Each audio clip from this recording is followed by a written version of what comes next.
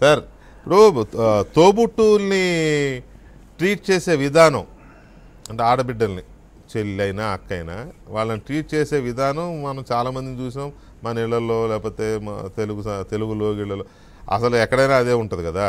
కానీ ఇక్కడ డిఫరెంట్గా నడుస్తుంది. ఆమె నిన్న బయటపడి మాట్లాడింది. సో దీని మీద మీ అబ్జర్వేషన్ కానీ లేకపోతే కామెంట్స్ కానీ ఏంటి?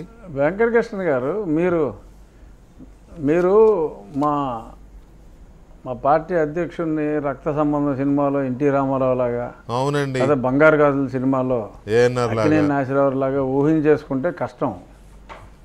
జగన్మోహన్ రెడ్డి ఇక్కడ రియల్ లైఫ్ ఇక్కడ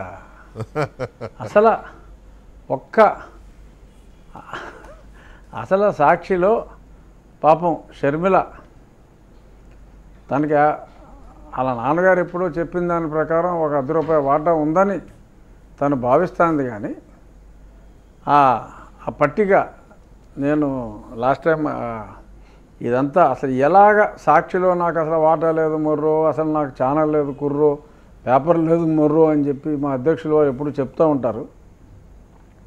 అడ్వర్టైజ్మెంట్కి నాకు సంబంధం లేనట్టుగా చెప్తారు. నేను రేపు ఫిబ్రవరి 12న రాబోయే పిటిషన్లో వన్ ఆఫ్ ది అంశం ఇదొకటి.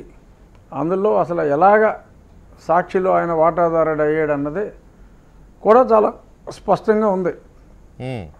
ఒక కెలావిన్ అనే ఒక కంపెనీలో భారతిరెడ్డి గారు, వారి కుమార్తెలు ఇద్దరు, అలాగే మన గంగిరెడ్డి వాళ్ళ అంటే భారతి బ్రదరు, అతనికి కూడా ఏదో చిన్న వాటా. వీళ్ళు ముగ్గురు ఆల్మోస్ట్ 100%తో కెలావిన్ టెక్నాలజీస్ అని ఒక కంపెనీ పెట్టి, ఆ కెలావిన్ టెక్నాలజీస్ సందూర్ పవర్ అనే కంపెనీలో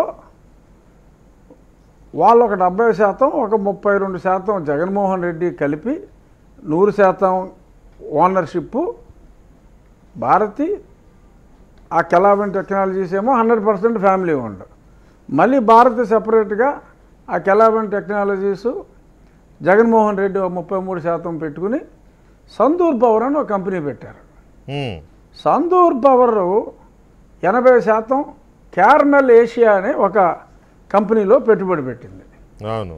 అంటే ఫ్యామిలీ ఓన్డ్ 80% క్యార్నల్ ఏషియాలో ఉంది. ఆ క్యార్నల్ ఏషియా